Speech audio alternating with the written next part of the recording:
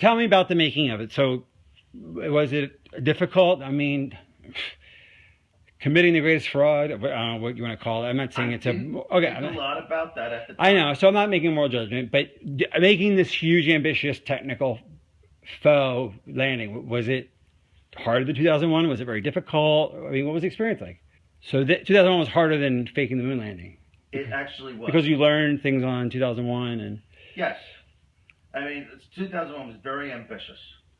And that's not to say that faking the moon landing was not ambitious, but yeah, I learned things making 2001, which is why I got this gig in the first place, right? Right, that makes sense. So what was the experience? But it was easy for me because, well, first of all, I didn't think a whole lot about the morality of it, as I said. If I had, I might have been more hesitant, more stifled in my work, but I didn't. And I could see that Neil was, actually. He was bothered by it. More than Buzz Aldrin or anyone else involved? Yes. Yeah. Okay. Yes. About because in a way, everything was going to center around him. He was the one who was supposed to come down off the ladder and announce the step for mankind and what have you. He sensed that this was going to be a life-changing experience for him, and I mean on a major scale. Actually, he was rather tortured by it the rest of his life. Really? I mean, is that why you didn't give interviews? Yes, and in fact, that actually began to affect my own perception of it, watching what happened to him. Okay, in what way? Just seeing the deterioration of him, and I mean, was he depressed or? He was depressed. He was drinking heavily, bitter, scared, just phobic, avoiding people. And that guy Bart Sibrel or something tried to get him to swear in a Bible. I mean, when I say he affected me, that's why there was so much time in between films for me. Between Full Metal Jacket and between The Shining and Full Metal Jacket was about 6 years. Between Full Metal Jacket and Eyes Wide Shut is 13 years. Yeah. And a lot of that time was spent just emotionally processing? Yes. It became very conflicting for me. I was proud of my work, but at the same time, and this was a lot because of Neil's influence. Not consciously. He didn't do this to me consciously.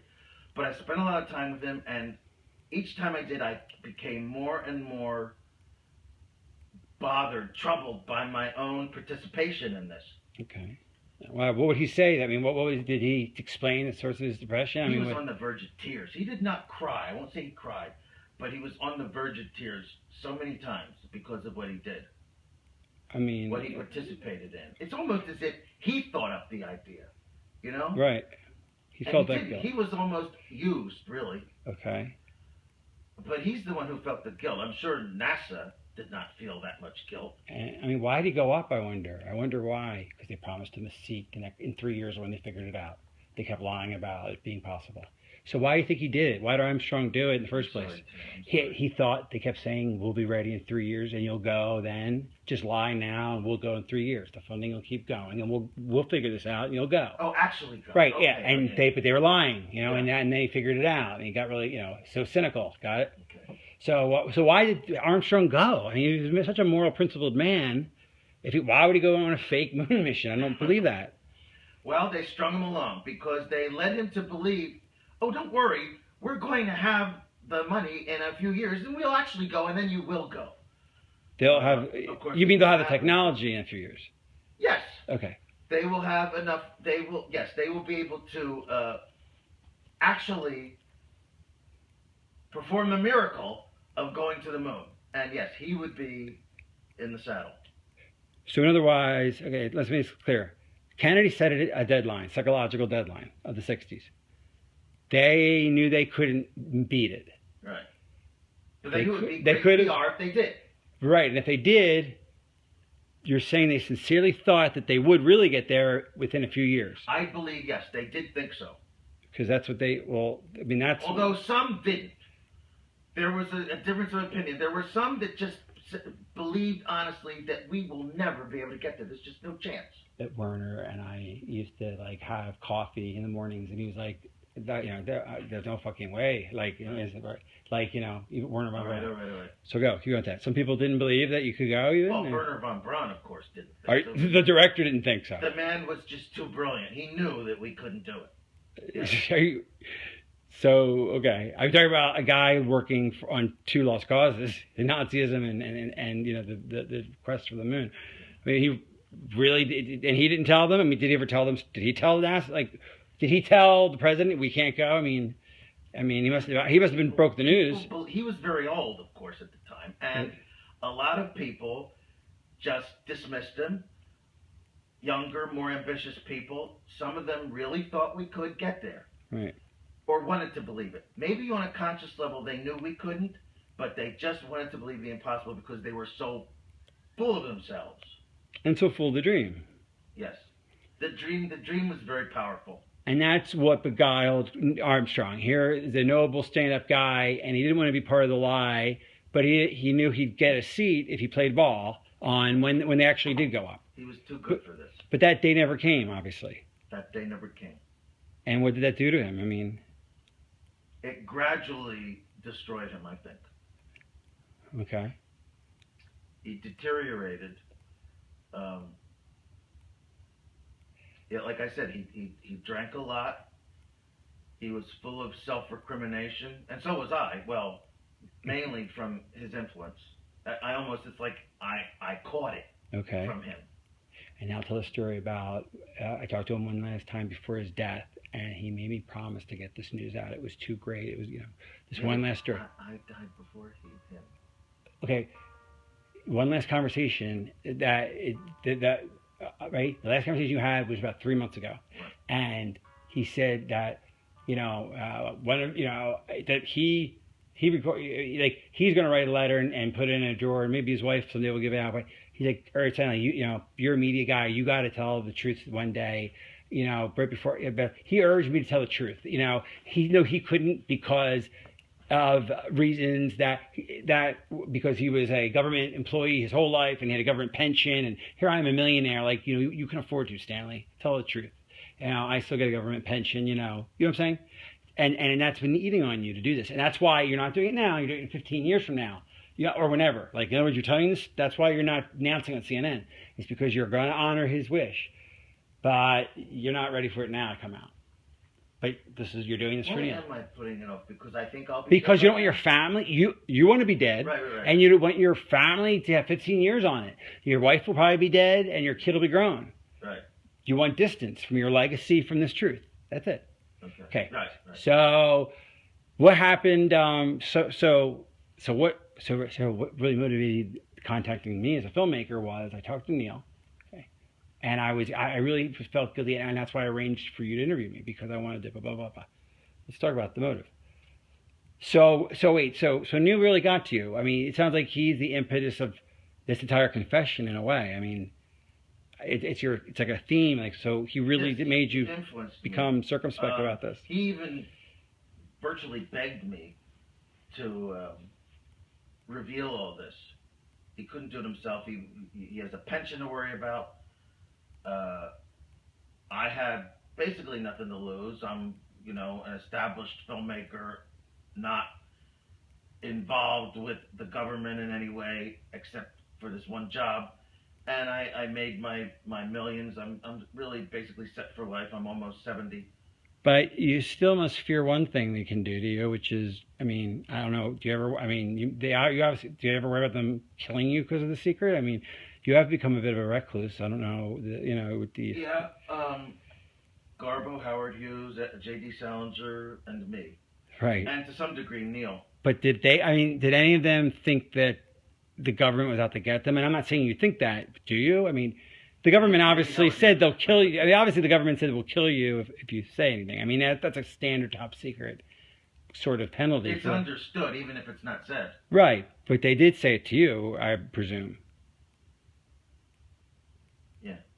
They did. I mean, Yes, the government, they did. they said basic, so it They wasn't. tried to be cute about it, but yeah, it was said in no uncertain terms. So why are you, so can't this get you killed?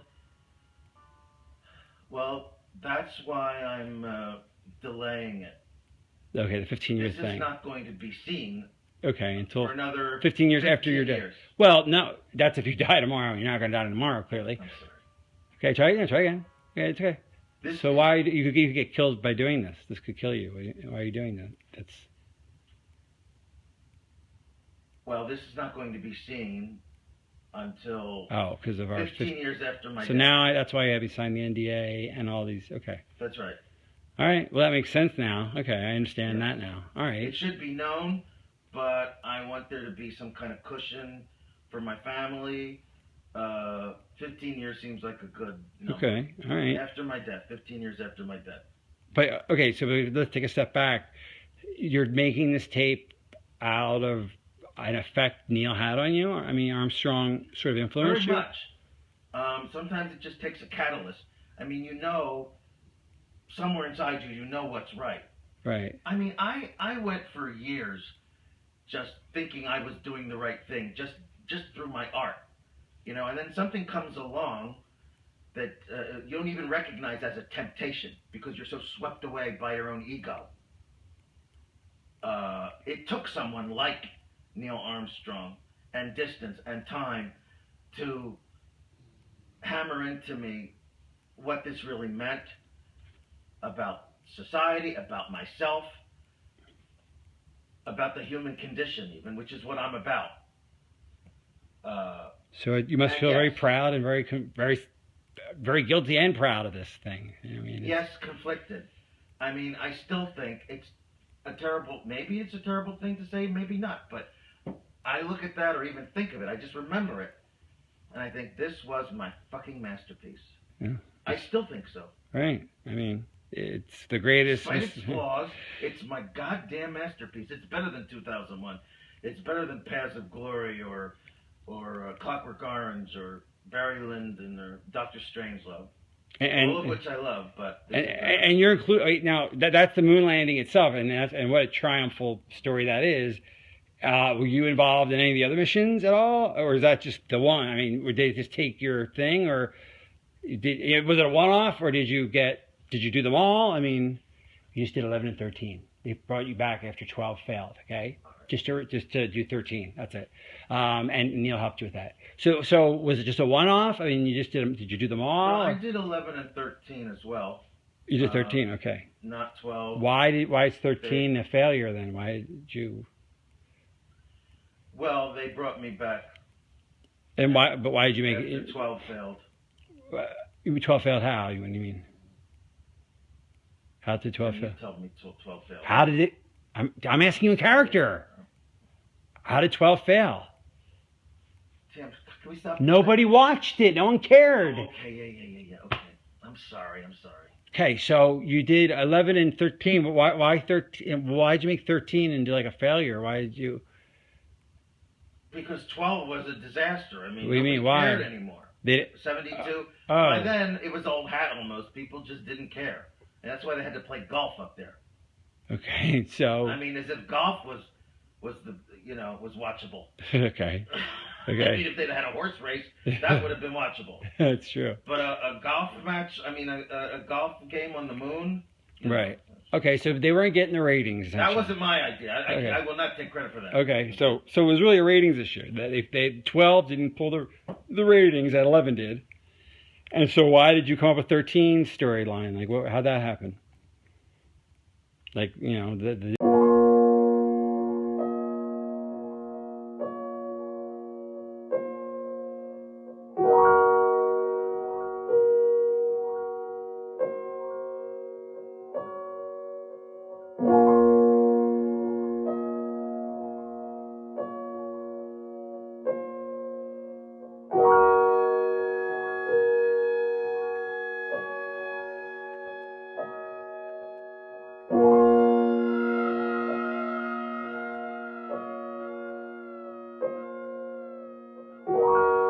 no one cared.